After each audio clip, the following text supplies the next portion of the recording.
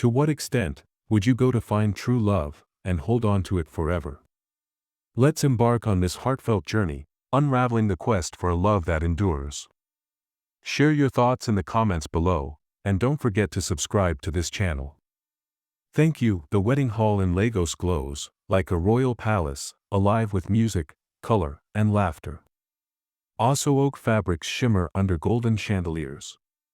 Geli head wraps rise like crowns across a sea of guests. Plates clink. Phones flash. The scent of peppered goat meat and smoky jollof rice wraps the room like perfume. At the altar stands Michael Grayson, tall, striking, impossibly handsome. A billionaire with a smile to melt stone. His bride, eyes sparkling beneath her veil, fidgets with her bouquet as the officiant speaks. Everything feels perfect, or so it seems. Suddenly, Michael's shoulders tense. His eyes roll back. His body jerks, once, twice, then collapses with a sickening thud. Gasps erupt. Guests leap to their feet, white foam drips from his lips. His limbs twitch violently, the scream slices through the music. He's epileptic. The bride shrieks, her voice wild with fear. Epileptic.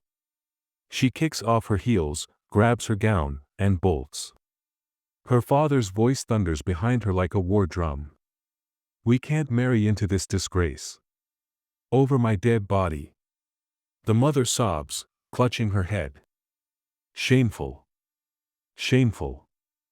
Guests murmur, shifting uncomfortably as the bride is swept away in a storm of silk and anger. Her family storms out, leaving silence in their wake. Michael's relatives move swiftly, lifting him from the ground, faces tight with concern.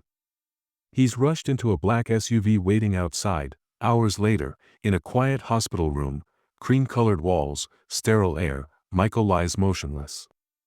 Machines beep steadily beside him. He doesn't move. Not yet. The hospital room is too quiet, echoing thoughts back like a mirror. Michael lies beneath white sheets, eyes fixed on the ceiling.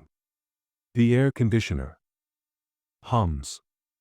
The monitor beeps, calm, steady. Outside, Lagos traffic groans faintly. He doesn't blink. Doesn't sigh. Just stares. Another wedding. Another disaster. 7 times now. 7 times he stood at the altar, heart pounding, lit by camera flashes and hope. 7 times he's reached for a future, only to watch it flee in high heels and flowing lace. They all said the same things. I love you. I'll never leave you. We're in this together. But when his body hit the ground, when foam touched his lips, they broke. Promises shattered like wine glasses on marble floors. His jaw tightens. He remembers today's bride, her eyes not filled with fear for him, but fear of being tied to him. The shame. The whispers. The pity that would follow if she stayed. Epileptic.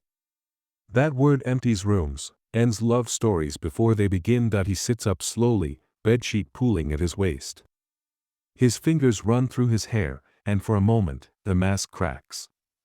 Not Michael Grayson, the billionaire, the heartthrob, but the man beneath. Tired. Yearning for something real, he walks to the window, gazes at the blinking city. Horns blare. Life moves on, indifferent, but Michael's heart keeps hoping. He presses a palm to the glass, eyes narrowed. Somewhere, he whispers, there's someone who'll stay, someday. He doesn't know where. Or when, but he's not giving up, not yet. 3 months later. The sting of that wedding lingers, but Michael shows up. An invitation from Tund, his childhood friend, who knows how to pull him from brooding silences. Come out, buddy, the message read. One small party. You'll laugh, eat, maybe forget you're a walking heartbreak magnet for one night. The rooftop venue in Lekki hums with laughter, soft music, the scent of peppered chicken sizzling on grills. String lights glow overhead, bathing the night in warm golden hues. Michael steps in, crisp black shirt, jeans, understated. Yet all heads turn. He doesn't try. He never has to. His presence draws people like moths to flame, some curious, most calculating. The air tightens, as if everyone's waiting for something to happen. That's when he sees them. By the bar, two women stand shoulder to shoulder. One, bold, confident, smiles at him like she's known him forever. Michael Grayson, right? She purrs, striding up without hesitation. Her red dress clings like second skin, lashes flickering as she tilts her head. I knew this party just got interesting. She offers her hand. Long nails. Gold rings. Rehearsed confidence. I'm Sarah. Before he can respond, her friend joins them quietly. Short braids. Minimal makeup. A soft, polite smile. She holds a glass of water. Avoids eye contact, her presence a soothing contrast. Hi, she says simply. I'm Emily. Her voice is calm rain after heat. Sarah laughs loudly. Don't mind her, she's the shy, boring one. Always tagging along. Me. I know what I want. Michael chuckles, polite, but intrigued. His eyes drift to Emily more than once as the evening unfolds. Sarah is everywhere, flashing smiles, tugging his arm, feeding him small chops. But Emily? She's different. She doesn't chase the spotlight. She listens. Observes, and oddly, she's the one he can't stop thinking about. Sarah stakes her claim after the party, calls. Texts. Uninvited drop-ins. Just checking in, babe. Thought of you, so I brought lunch. I told my cousin I'm dating Michael Grayson. She nearly fainted. Michael smiles politely, but something stiffens when she says dating. They aren't. They've never discussed it. Never been alone. Just casual friends. Sarah talks fast, moves faster, plans their wedding in 5 colors of oak in her mind. When she's around, the room feels smaller, the air tighter. Emily, though, fades into the background. She comes around occasionally. Greets him with a calm hi, helps ton stack chairs after hangouts, never lingers. She laughs at quiet jokes. When Michael looks her way, she doesn't look back unless he speaks first. That intrigues him. One afternoon, after a game night at Tons, Michael steps onto the balcony, escaping Sarah's voice dominating the room. Emily's already there, leaning on the rail, sipping soda. Oh. Sorry, he says. No need, she replies, her smile faint but warm. They stand in silence, watching Lagos lights blink below. The breeze plays with her scarf. She doesn't fill the quiet with chatter, and that keeps him there. You don't talk much, he says eventually. She shrugs. I only say what needs saying. That stays with him. Inside, Sarah peers through the curtain, lips thinning as she watches. Later, she pulls Emily aside. What were you doing with him? Talking, Emily says calmly. Talking. You think I don't see what you're doing? Sarah's voice sharpens. Back off. He's mine. Emily's brows knit. Yours? Yes. I saw him first. Don't make me repeat myself. Emily says nothing. She doesn't need to, but she starts keeping distance.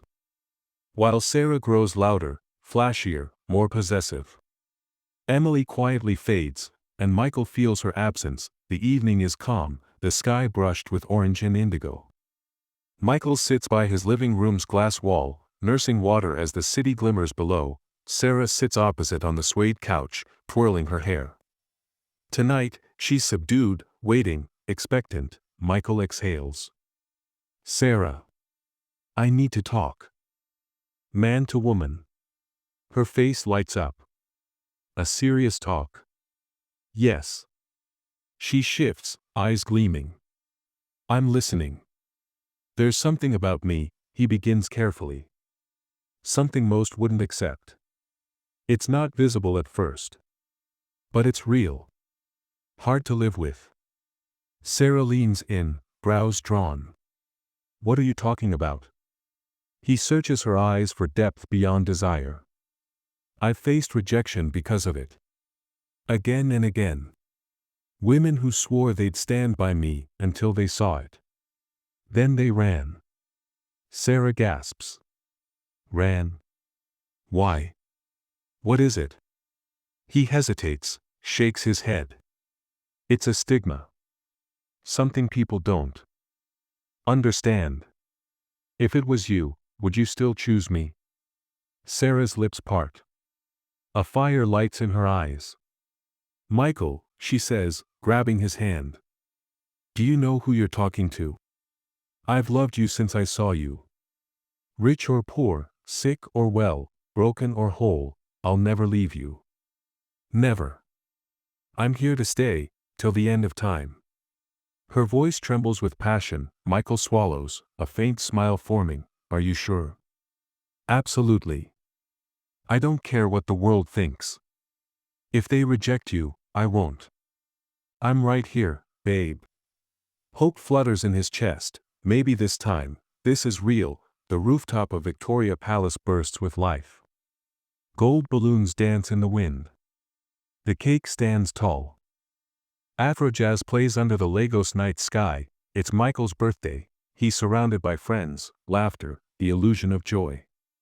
Yet his eyes scan for the one who hasn't arrived. Emily. Sarah, radiant in a shimmering emerald gown, clings to his arm, smiling for cameras, claiming the spotlight. Let's dance, she whispers. He nods, but his heart's elsewhere. Emily arrives, in a modest cream dress, staying in the background. Michael sees her instantly, waves her over. Before she reaches him, Sarah steps in. Not now, Emily. Find another dance partner. Emily hesitates. It's just a greeting. Stay away from my man, Sarah snaps. Michael sees this. He walks over, takes Emily's hand. Sarah, she's our friend. Emily, come on, let's dance. Sarah stares, stunned, as Michael leads Emily to the dance floor. Their hands touch, a gentle, electric spark. The song shifts. Michael stiffens. His eyes flutter, then he collapses. Guests scream. His body jerks, limbs flailing, foam spilling from his lips. Epileptic. Sarah shrieks, backing away, hands over her mouth in revulsion. Jesus! What is this? People rush forward, but not her. She turns. Walks off. Vanishes into the crowd. Only Emily runs to his side. Michael. Can you hear me? She cradles his head, voice calm, hand steady. Someone call for help. No panic. Just presence. Later, in the hospital, Sarah barges in. Her voice is sharp, full of disgust. You're epileptic. And you didn't tell me. You want to infect us. You should have stayed hidden. I told you about a stigma, Michael whispers from the bed. You promised you'd stay. Oh. So this is the deadly, contagious stigma. Sarah hisses. Sarah, Emily warns, rising. It's not infectious. Don't speak like this. He needs us. I'm not in anything with you people. Sarah snatches her purse. Stay with him if you want. You can have him. I'm done. She storms out. Emily rushes after, calling her back. Silence returns. Michael stares at the ceiling. The next day, the hospital room is dim, soft morning light filtering through curtains. Michael sits up, face blank, eyes tired, not from illness, but something heavier. A knock. Emily steps in, carrying a food flask. Her eyes meet his, offering a small smile. I brought pepper soup, she says gently. You need strength. Michael chuckles faintly. What strength? I lose it every time I meet someone. Emily sets the food down. You didn't lose anything. They just weren't strong enough. Her words sting, but warm him. She sits, not too close, not too far. Respectful. Present, you came back, he says. She nods. Someone had to. Michael studies her. No pity in her gaze. Just kindness. Calm. No hunger for his wealth. Just Emily, you're different, he murmurs. She shrugs. Maybe. Days pass. Emily visits often. Sometimes with food, sometimes stories. Her voice is soft, her laughter like wind chimes. She speaks of her work with kids, her faith, her late mother, her dreams. One evening, by his bedside, she says carefully, "Michael, there's someone I'd like you to meet. My pastor. He's wise. He could encourage you. Would that be okay?" Michael hesitates, then nods. Yes. Okay. The church office is small, lined with books and scriptures. Pastor Nduka, warm-eyed, shakes Michael's hand firmly. "You're welcome, Brother Michael. Emily said you're going through something difficult." Michael nods. "Yes, sir." They talk, pain, stigma, fear. The pastor listens, then prays. As he prays, Michael closes his eyes. The pastor looks at him gently. "My son, I don't see illness in you. Not of the body. I sense a weight on your heart, but it's not sickness." Emily frowns. "Pastor, what do you mean?"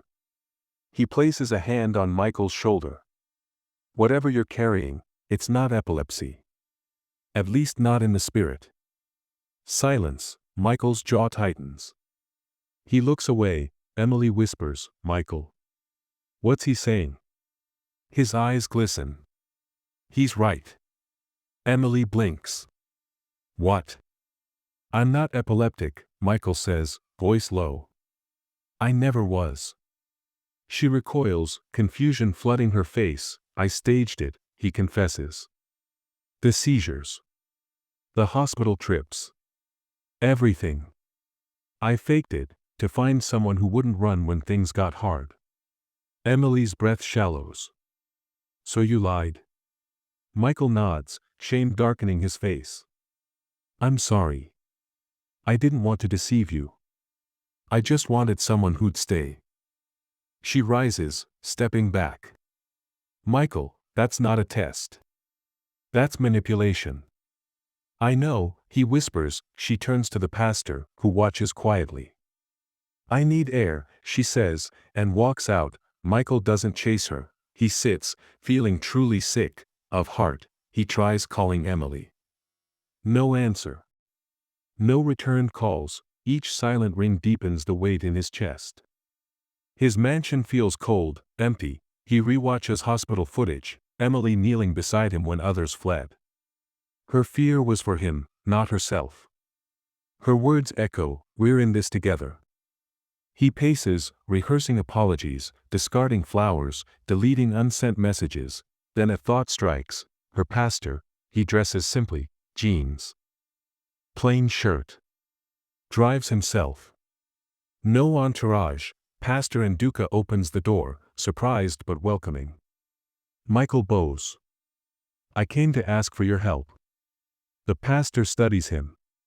"You don't need help to fix what you broke, son. You need courage." Michael nods. "Then help me be brave." Sunday evening. The small service ends. Emily sits alone at the back, arms crossed, eyes distant. Michael steps in, not for show. Just to be seen. Whispers rise. He walks up the aisle, stops before her. "May I speak?" Emily stands, hesitant. He kneels, sincerely. "I'm sorry," he says, voice low but carrying. "I thought I was guarding myself.